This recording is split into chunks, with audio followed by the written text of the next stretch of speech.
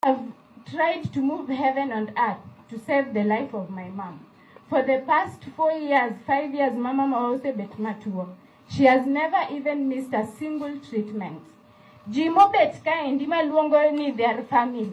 The most you can do is just saying Evelyn Nesandre, but you have no idea the extent of suffering she was going through. You have no idea. Koro anmachum kaendini. We know what she was going through. Kiudwaro tuwacho neno. Diuru wachi neno but kikiriam. For winjre familia. Don't we are family. We are sitting as a family. Kikubiri yambo ka. And masebet ka chungi mama wa toku wacho. Buinjo kanga to wacho anything kamano. Okigidro wacho nikechu wigi quote. Koro which quote no ubed goda beda onge shira. So my family members near. The fact that I'm standing here saying what I'm saying, I'm not holding anything against anyone. But you can do better. Kikigichunga giwondwania one code. Uonge code wa. We have been by ourselves.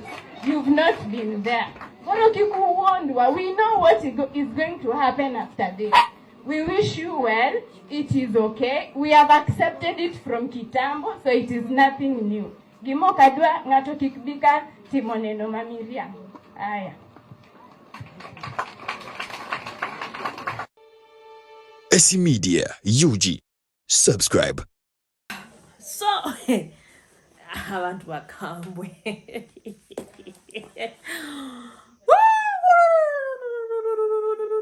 Good morning, good morning, good morning, good morning. Ne abantu bakambwe. Omukyala mumulabye. Katuwane mu Uganda tubayina abantu we batyo. We have those people. Tubayina abantu we batyo. Omuntu abamulwadde tagenda ku mudwaliro mulambula. Ekitegedde. Tagenda mudwaliro mulambula. Waafa nagula keesi. Najja n'obusuti najja n'emikwano gye neefuna nti yalumiddwa nnyo. Naye ng'omuntu abadde ku kitanda nga talina nawadde 10 kyatwala. Olina okugenda omulambula nga tamulambula. Kati awo bannayuganda we tuli. Wakuba yabadde muna Kenya n'ebyo ne mu Uganda wano webiri. So tugenda kubalangira. Naye nga nkwaniza ku wato with SC Media Uganda mane ndoboozi nze Nabulime Esther SC omwana w'ennyonyi nyange. Mbabuuzaako bwe naawe osinza okubanga otulaba. Thank you so much. Okola kyamaanyi okwekumira ku mukutu guno. N'otwagala, you subscribe, you like and comment. Programs zino bagamba zigenda kubeera kuva ku Monday paka Friday. Sawa 3 bagita Zukuka ne AC. Zukuka ne AC sawa 3 ez'okumakya Monday to Friday. Then your regular tubeereyo ne kye tuyita interviews. So walaba AC kumakya regular ngolaba interview. Okitegedde ekintu ekyo? Tusobola okubeera nga tetwaki tutambula YouTube yatugamba n'oteekako video 5 tesobola kugaana. So amaanyi go gekola ki gekakweyimirira. Ekitegedde ekintu ekyo?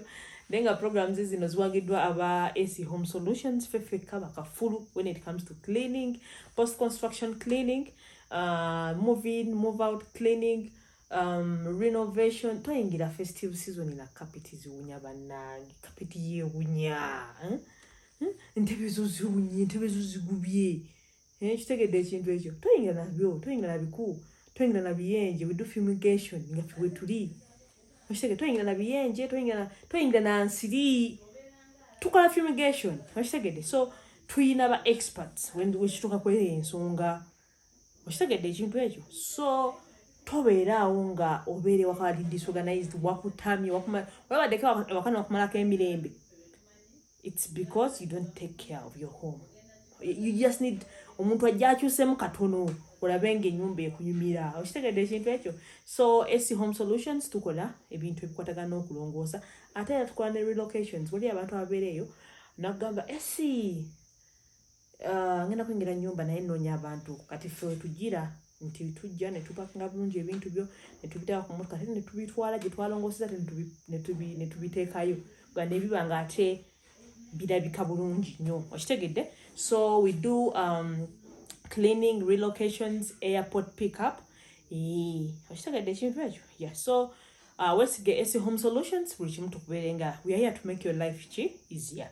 Number yaffe eri awo 0701 542372 kangisome muyinza okwefula bategiraba 0701542372 kitegedde ate wegikuba nzaakola ki nzaakwata naye nga nkwaniriza kansuubire oli bulungi tutambula omwaka tugenda gumala 2025 ebaddeeyo kya ebyaddala 2025 ebaddeeyo kya naye kale tugendera awo tutambulira awo tulina kyakukola so story eyo nga bwenjitaddeyo awo kansuubire mugikoze eki mugirabye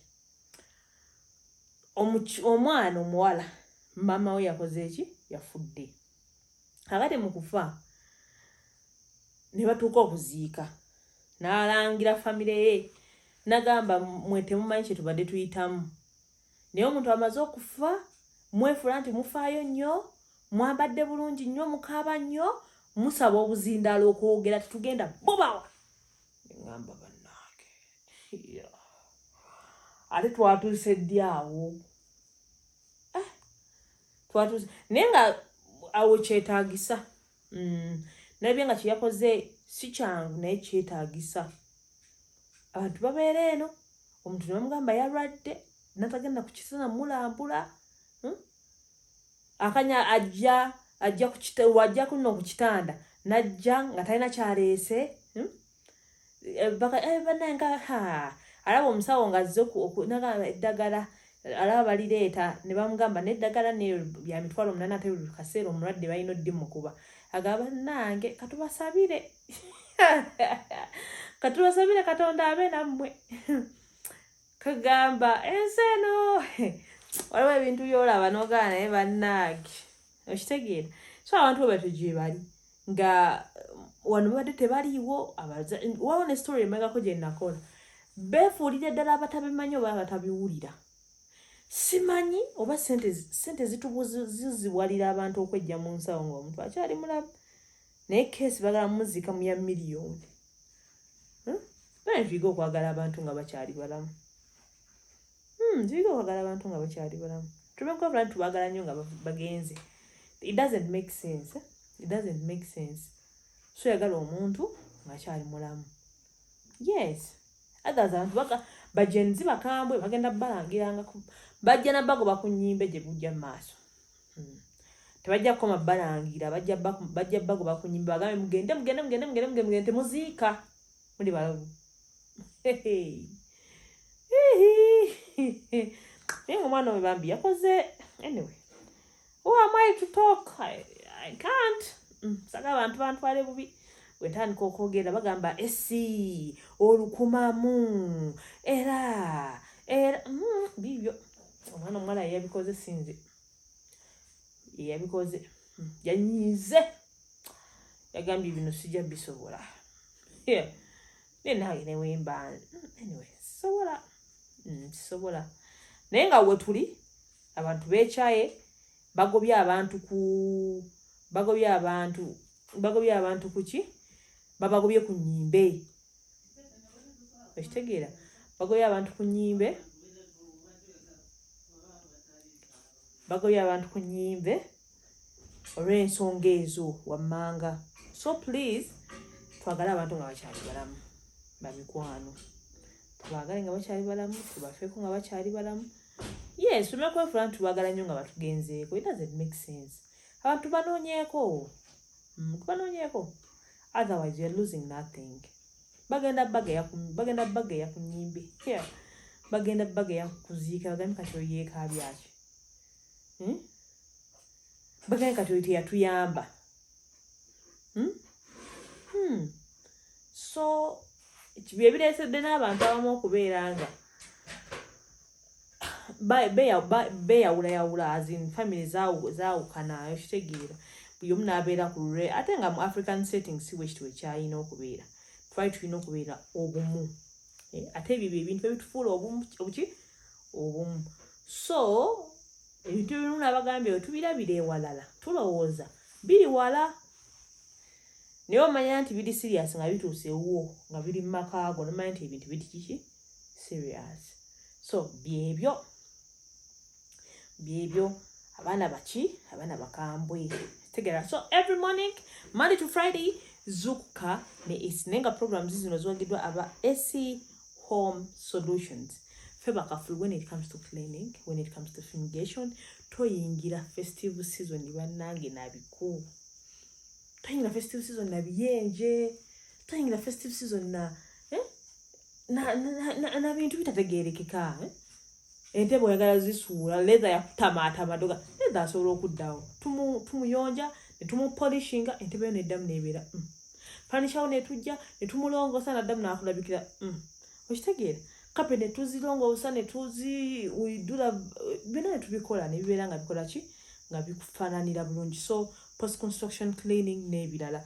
Ate nga tukola we also have when it comes to bachita movers and for tuchita relocations. Naye abambanga me mbayita ba movers. Naye kati we are here to make your life easier.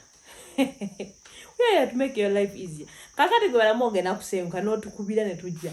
Ne tupanga ebintu byo. Ne tubiteeka ku mmotoka carefully. Ne tugenda eri nga tefa abalongoosezaayo. Ne tubijja mu mmotoka ne tubiteeka ewakaawo. Ewapya. Nga you're just relaxing. Ebintu ebirungi ebyo nabisangawo. Awo n'okubirira AC Home Solutions ne tujja ne tukola omulimu mu mutima mulungi ate tuseera nnyo. We can talk. Okitegeera tusobola kulemagana. Okitegeera yes. Naye nga sigala nze AC na bulime Esther. Please subscribe to this channel, likinga, commentinga. We'll meet next time. Bye bye.